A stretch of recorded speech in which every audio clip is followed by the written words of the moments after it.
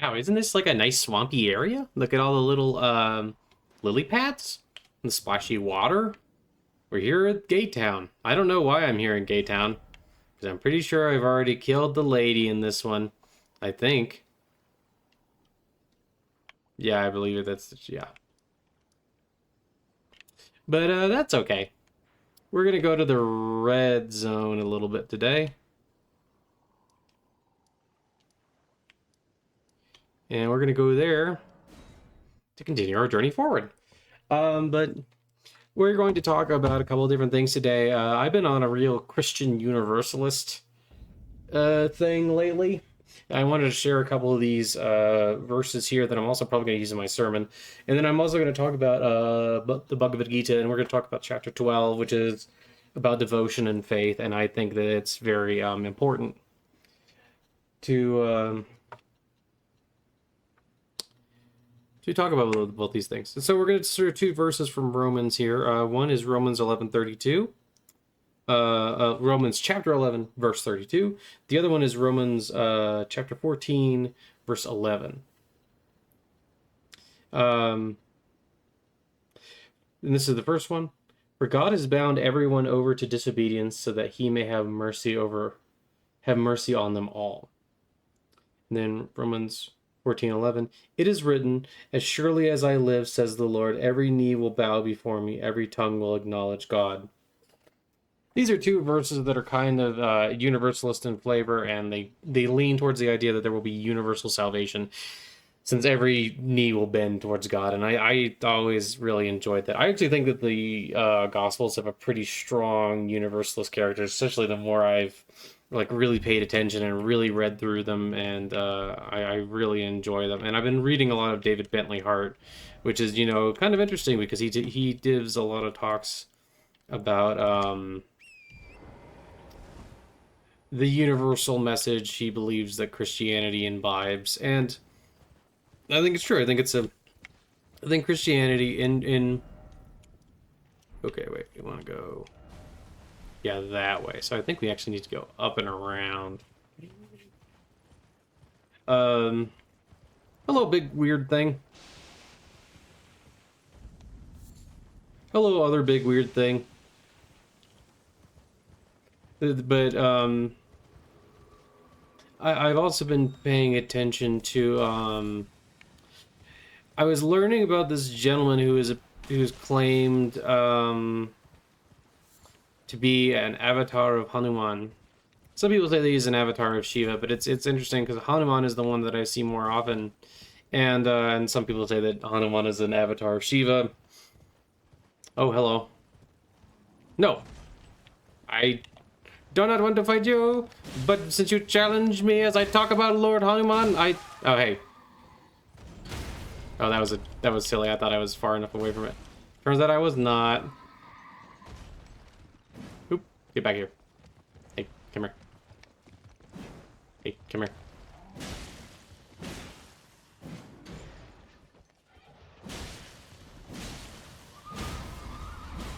No horse for you, sir. There you go. You don't understand. I have the strategy of I can basically sit still and smack you. But but it was interesting because I've never really paid too much attention to Hanuman in particular. I have occasionally said little prayers to Hanuman. I mean, of course, Hanuman is just an aspect of God, so they're all interconnected. I am buying. Thank you for being curt and to the point. And but I recently have been kind of doing more thinking on Hanuman, and kind of like I said, thank you. Did you only say that because I spent so much money with you? I think you did. Oh, there's a church up there. Let's go up to the church real quick.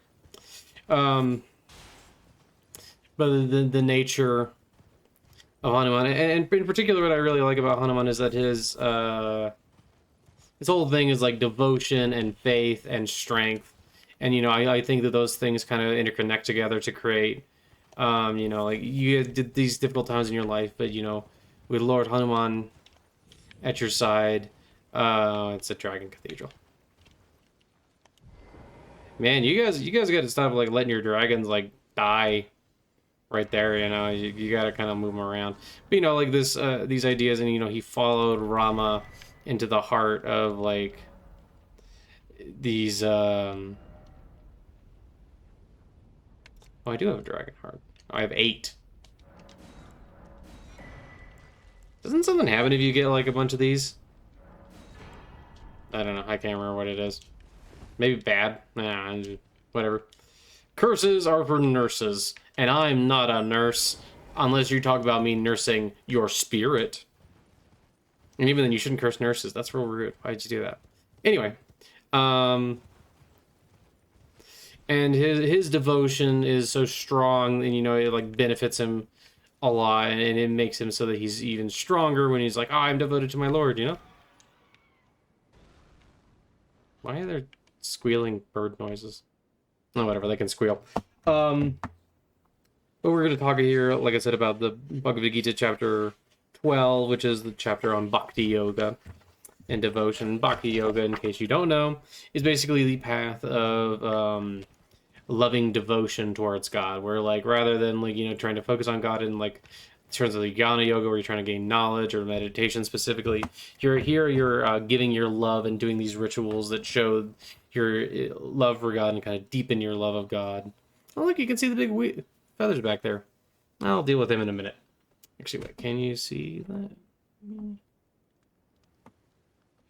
Yeah, you guys can see that. Okay. You guys see his little wingies back there moving? Anyway, so we're going to start here. Arjuna inquired, between those who are steadfastly devoted to your personal form and those who worship the formless Brahman, whom do you consider to be more perfect in yoga? I said yogi, but yoga. The Lord said, those who fix their minds on me and always engage in my devotion with steadfast faith, I consider them to be the best yogis.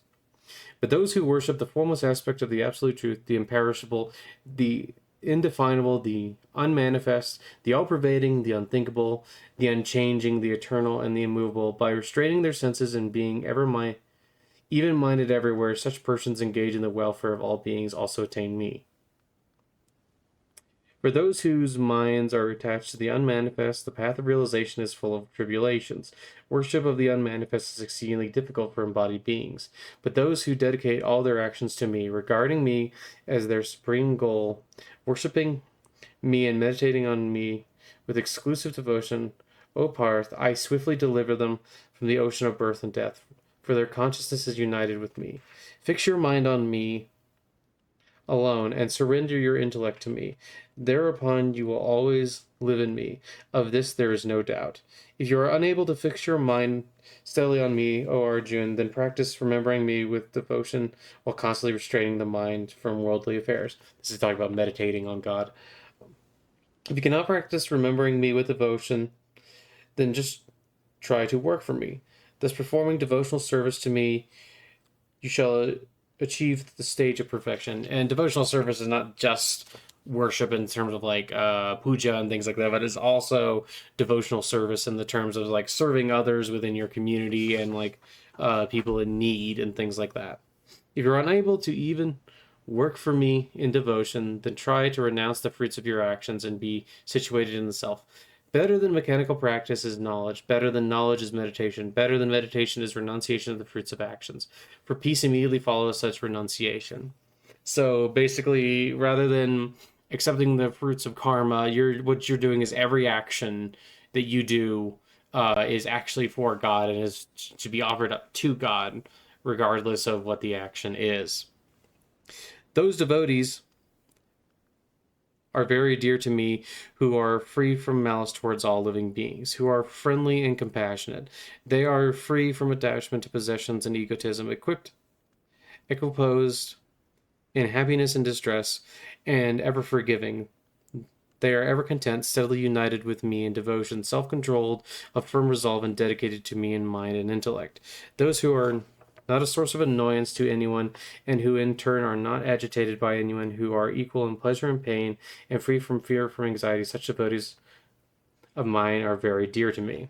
Basically, he's saying that you should always rest your mind in God, and like no matter what's actually happening, you should still rest your mind in God. And if you do this and you can do this successfully, you will be at peace no matter what's going on around you.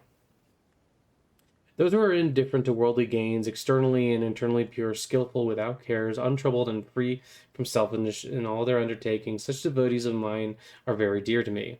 Those who neither rejoice in mundane pleasures nor despair in worldly sorrows, who neither lament for any loss nor hearken for any gain, nor hanker for any gain, who renounce both good and evil deeds, such persons who are full of devotion are very dear to me. Once again, renounce all your actions. Those who are like to friend and foe, equipoise in honor and dishonor, cold and heat, joy and sorrow, and are free from all unfavorable association, those who take praise and reproach alike, who are given to silent contemplation, content with what comes their way without attachment to the place of residence, whose intellect is firmly fixed in me, and who are full of devotion to me, such persons are very dear to me. Those who honor this nectar of wisdom declared here, have faith in me, and are devoted and intent on me as a supreme goal, they are exceedingly dear to me. So the big thing here is that what you're really supposed to be devoted to is not even necessarily the goal of moksha so much as the goal of connection with God, the goal of getting closer to the Lord and offering all of your actions up to the Lord in service. And then no matter what actions you're doing and no matter what happens, you should be able to bring back... that kind of looked like it should have hit me, but whatever. It's fine. My horse! You meanie bobini!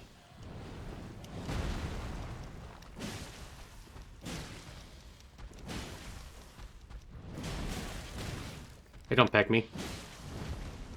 Don't you know that's rude? Oh. Wow. I didn't know they could do that. I should have healed. But, like, that's what you're really trying to go after. You're really trying to make it so that, every action is, there to please the Lord more than anything else. And the other thing that's kind of interesting about this is, the more you focus your actions and give up the results, you may also find that the actions that you want to do and the actions you do kind of change over time to where they become more and more what we might consider aligned with holy principles and like principles of God and the worship of God, and benefit you more and more in that vein of things. You should understand that this is, it's not necessarily the most instantaneous process, and sometimes people will do this or start doing this and just immediately experience tremendous gains, and other times they'll start doing it and maybe he only appears because of night. Yeah, maybe, I don't know. I did want to smack him, but it's okay. Smacking is not the most important thing, obviously. Ooh, big skull. Skulls are cool.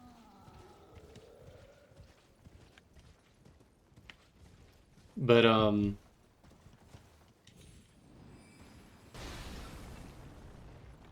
where did he land? Actually, I don't really care. I'm just gonna, excuse me.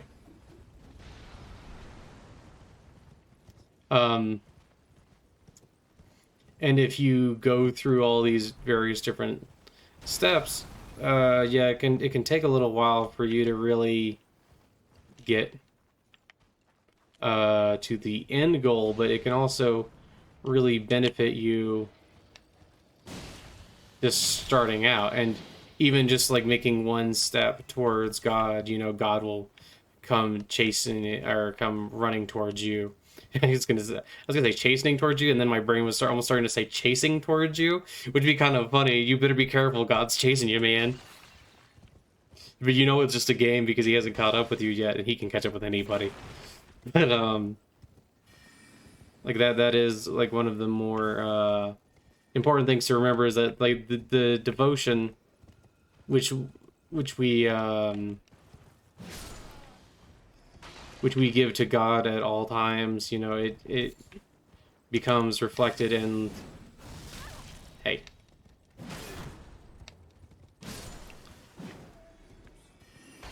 and by having steadfast devotion, you know, God will give us daily blessings and give us the fruits of that devotion and the fruits of love if we really hearken to him and really, or well, her, it, you know, God is neither male nor female, but is actually both and neither. It's kind of interesting, isn't it?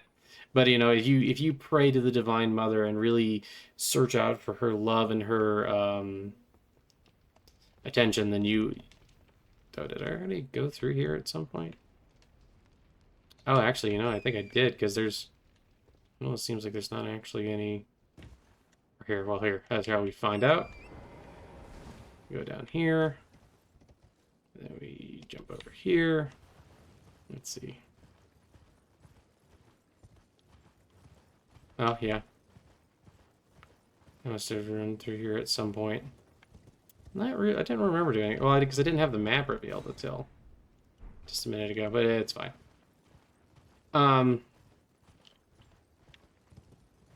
And as you pray more and more towards God, and as you know, give your devotion and give up your actions every day, you know, God comes closer to you, and you get more and more of that love, and you know, being dear to the Lord is.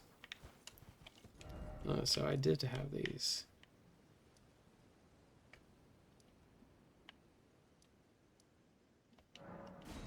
Impassable Great Bridge. Where does this take me?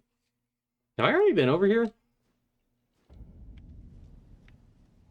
Oh, no, I haven't actually. Wait, why would this bridge be impassable? It seems very passable. Well, watch me get hit by like a giant bolt or something here in a second.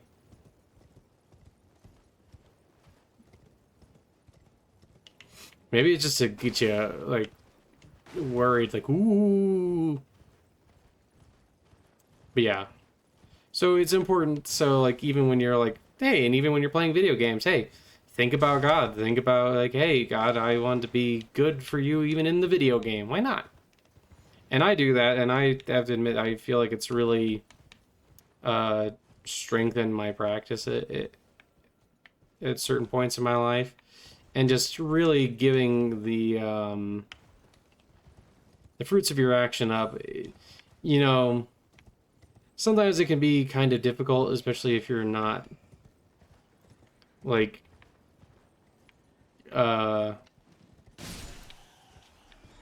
sometimes it's hard because, like, especially when you're first starting out, sometimes your pride will get in the way. You'll be like, well, now wait a minute, I did a good thing, shouldn't I get the reward? Or at least some people are like that. I personally don't have that problem. I just sometimes have these things where, like, I'll get annoyed with somebody or something silly, and then I'll realize afterwards, like, oh, I shouldn't have worried about that. Or, oh, the gates already open? How far did I go? Hey, here, let me double check the. Hey, shh. Just double. No. You know, you'll have moments of difficulty and things like that. But always try to reorient your mind so that. Yeah, I don't think I've actually killed the guy yet, though. I think I just went through a bunch of this. Reorient your mind so, like, oh man, I'm getting angry. Just think, oh well, this is part of God. This is, you know, in essence, God. So I should not be angry. I should find as much forgiveness in my heart as I can and move on. It can be difficult, but like the more you do this practice, the more you can become like I said, equiposed and be happy even when things are going wrong, and be, you know, enjoy at more things and just like not react and not be, and like your joy will come from within rather than the things that are happening around you, and that's important, and it makes your life and your happiness much more sustainable. Oh, I can't do that in here. which is of course important, because that's what you want. You want your actions not to be the source of your happiness, but your love and faith in God to be. Come on, I could totally climb that. I believe in me to be the true source of your joy. I wonder, would it... It's kind of high up there, but I think I can do it. Or maybe it'll kill me. We'll see. That'll do. There we go. And, always remember the Lord even in these difficult moments. And, that's easy to say, but, sometimes it'll take some work. And at first you might have to do regular practice of like taking a deep breath and refocusing yourself after you've had a moment where you're like really focused on something more negative. Sometimes you'll have to have these moments where you'll have to refocus yourself. And remember, it's never a bad thing to have to refocus yourself. It's just like if you're in meditation and after a moment you like you realize that you lost your concentration. That's actually a little bit of a good thing, because if you realize you've lost your concentration, that means that you're paying enough attention to realize when you've lost it, and you can reorient yourself. And each moment where you reorient yourself is like a little moment of enlightenment. And by doing all these moments of enlightenment, by going through and truly investing yourself in those moments, you can How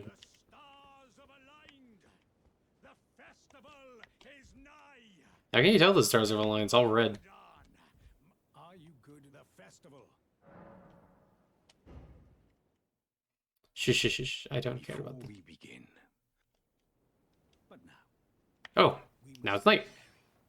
Oh, gathering of champions! The revels begin!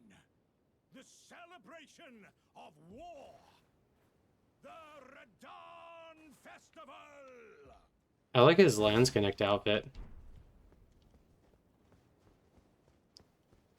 But, and even when you're up against like more difficult odds, and which you'll find too, that's kind of interesting, is that at first, it's difficult, and of course, like I said, it'll improve.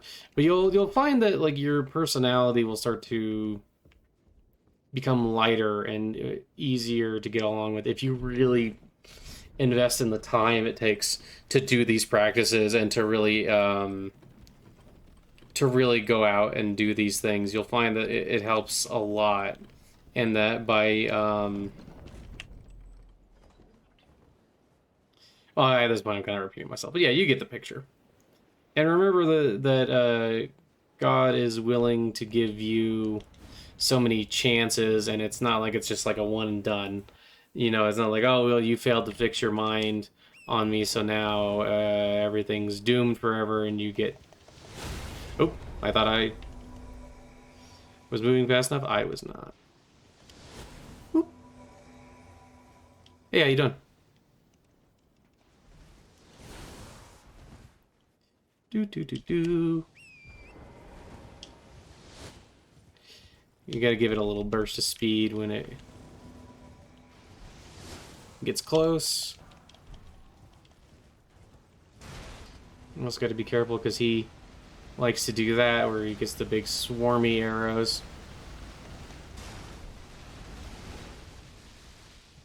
I don't think I got quite all of them, did I? Oh, no, there's a... Oh, I think this is patches. I think if he's... Oh, no, maybe not. Oh, we're doing a decent bit of damage to him, I guess. Ow. This feels like fighting Angron a little bit. Kind of wonder... Nah, it probably isn't inspired by Angron. Oh, wait. Here, let me do this so I can heal. Oh, yeah. Now we got to be careful because he's going to do the big thing where he lands in and hurts a bunch of us. Let's see. Does he crash near me? Yeah, I think he does try to crash relatively close to the player. A couple of those did not hit, and I'm not. Oop. Okay.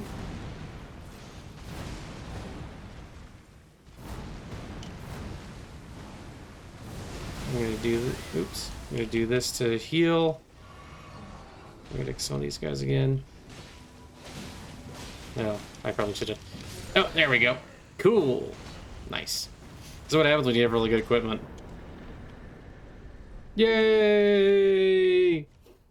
But yeah, remember, always refocus your mind on God and remember that you can overcome many insurmountable odds thanks to the big, gooey deliciousness of God's mercy.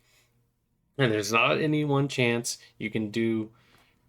It might take you a while, and even if you get held back or if you end up backsliding, just remember that you can always come back forward. Isn't this pretty? And now a big meteor is going to crash and explode. Yep, there it is. Oh man, what a silly Billy Radon is. Anyway, I hope that you all have an absolutely wonderful day, and you know that I love you, and that God loves you, and that you are blessed. All right, bye. Love you, bye. Ooh, nuke.